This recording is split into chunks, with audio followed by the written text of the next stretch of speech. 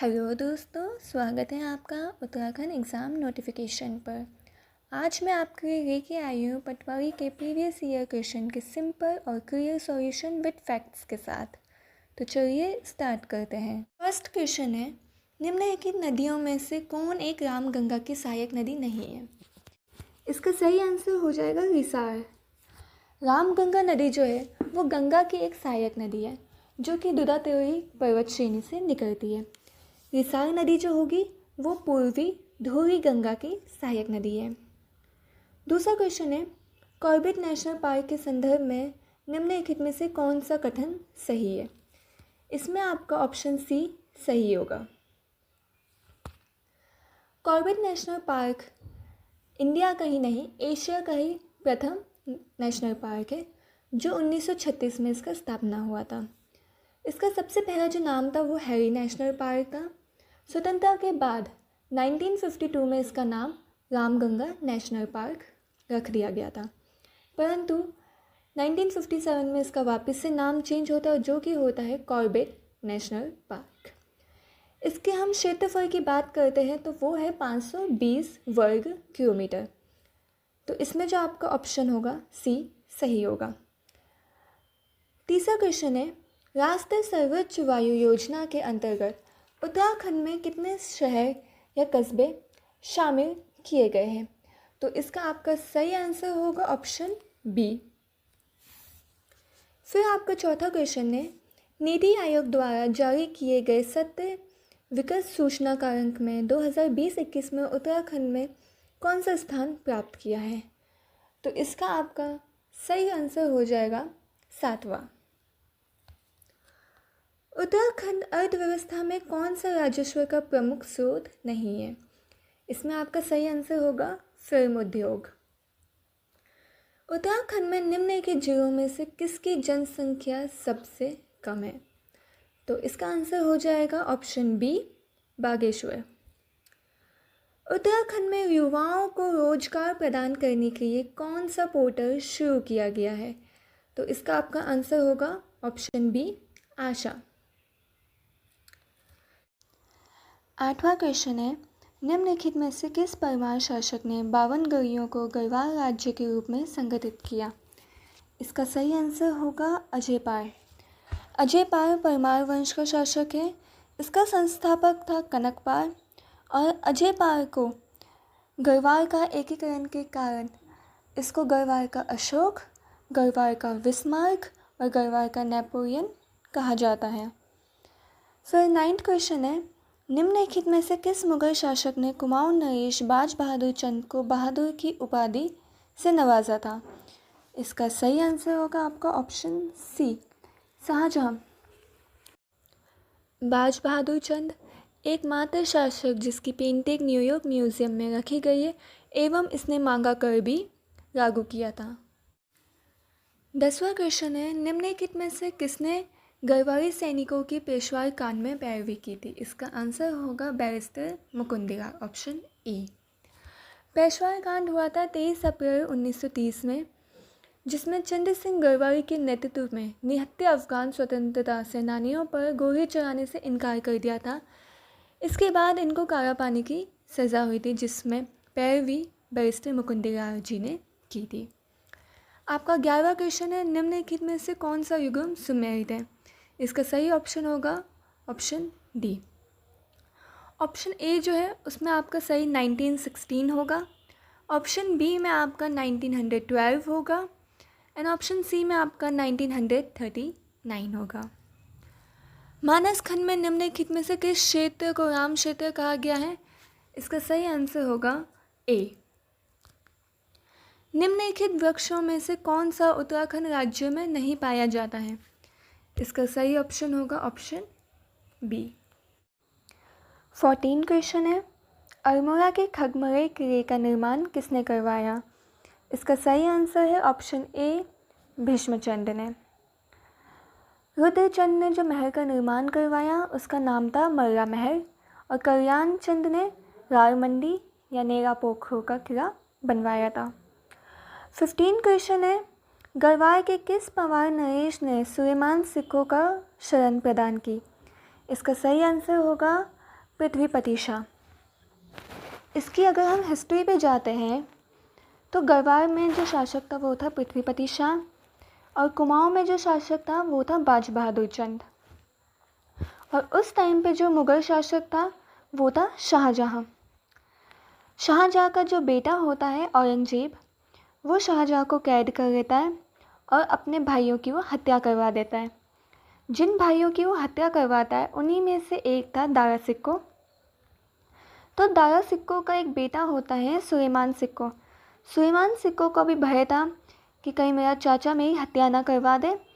इसी वजह से जो सुलेमान सिक्को होता है वो भागकर आ जाता है कुमाऊं में।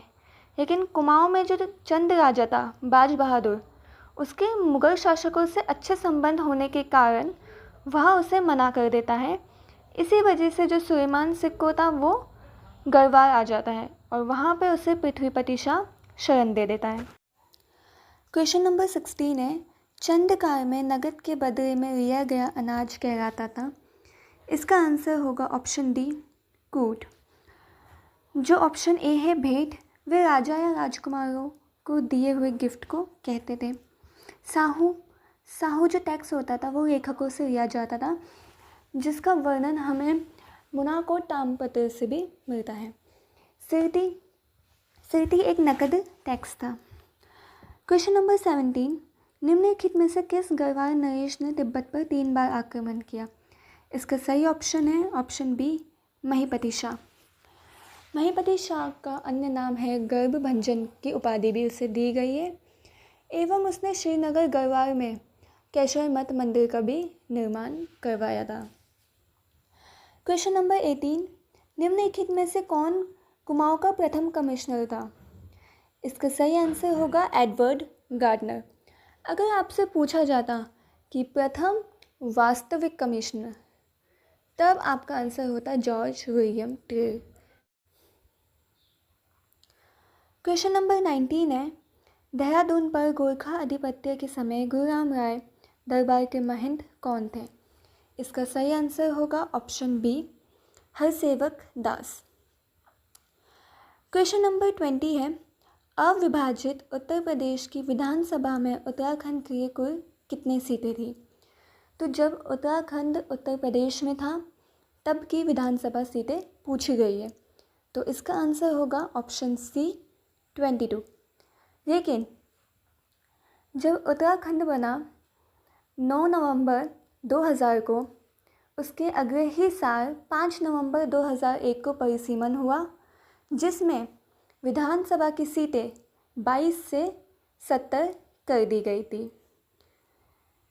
फिर है क्वेश्चन नंबर 21, निम्नलिखित में से कौन सी विधानसभा सीट उत्तराखंड में अनुसूचित जातियों के लिए आरक्षित है? जैसे मैंने आपको अभी बताया कि हमारी विधानसभा सीटें कितनी हो गई, 70 हो गई थी। उन 70 विधानसभा सीटों में कुछ रिजर्व सीटें थी, वो थी 13 एससी के लिए और 2 एसटी के लिए। तो हमें इसमें एसटी की ही आरक्षित सीटें पूछी गई है। कौन कौन सी 2 सीटें हैं? एक है चक्राता और एक है नानकमत्ता। तो इसमें ऑप्शन चक्राता है नहीं, तो इसका सही ऑप्शन क्या होगा? नानकमत्ता। क्वेश्चन नंबर 22 है, उत्तराखंड राज्य निर्माण हेतु उत्तर प्रदेश पुनर्गठन अधिनियम राष्ट्रपति के द्वारा किस तिथि को हस्ताक्षर किया गया था? इसका सही आंसर होगा ऑप्शन सी, 28 अगस्त 2000 को। बात करते हैं हम इसमें लोकसभा से ये अधिनियम कब पारित हुआ था? 1 अगस्त 2000 को। राज्यसभा से 10 अगस्त 2000 को और फिर राष्ट्रपति से 28 अगस्त को। हमारा जो उत्तराखंड है वो किस आर्टिकल के तहत अलग राज्य बना? तो वो आर्टिकल था आर्टिकल 3। क्वेश्चन नंबर 13, निम्नलिखित में से किस समिति ने गैरसैंण को उत्तराखंड की स्थायी राजधानी के रूप में अस्वीकार कर दिया था? इसका सही ऑप्शन होगा ऑप्शन नंबर सी, दीक्षित आयोग। क्वेश्चन नंबर 14 है, उत्तराखंड राज्य में महिलाओं को सरकारी सेवाओं में निम्न में से कितने प्रतिशत क्षैतिज आरक्षण प्रदान किया गया? इसका सही ऑप्शन होगा ऑप्शन नंबर सी 30%। उत्तराखंड गौरव सम्मान की शुरुआत निम्नलिखित में से किस वर्ष की गई थी? इसका सही आंसर होगा option B 2021।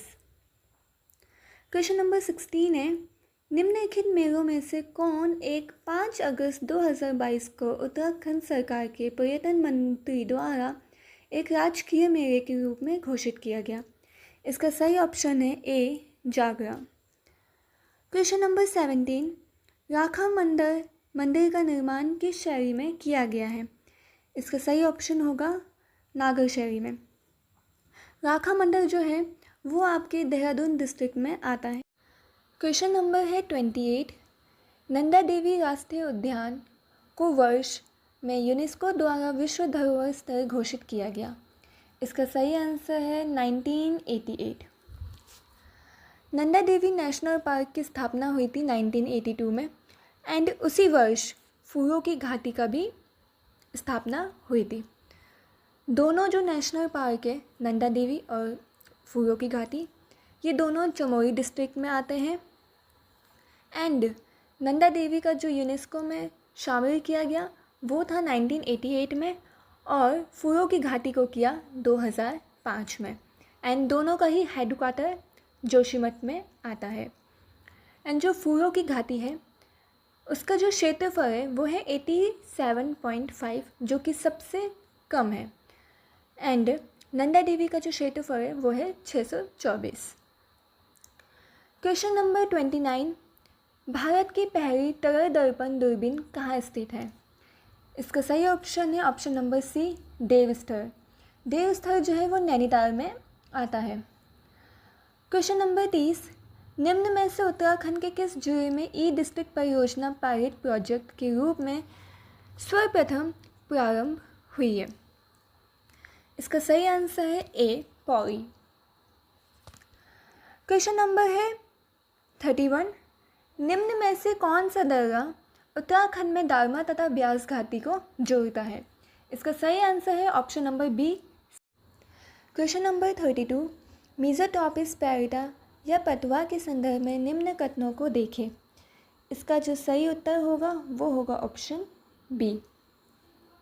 Question number 33, Uttarakhand को द्वितीय प्लास्टिक के पुनर्चक्रीकरण से डीजल उत्पादन का संयंत्र कहाँ स्थापित किया गया? इसका सही आंसर होगा भीमताल।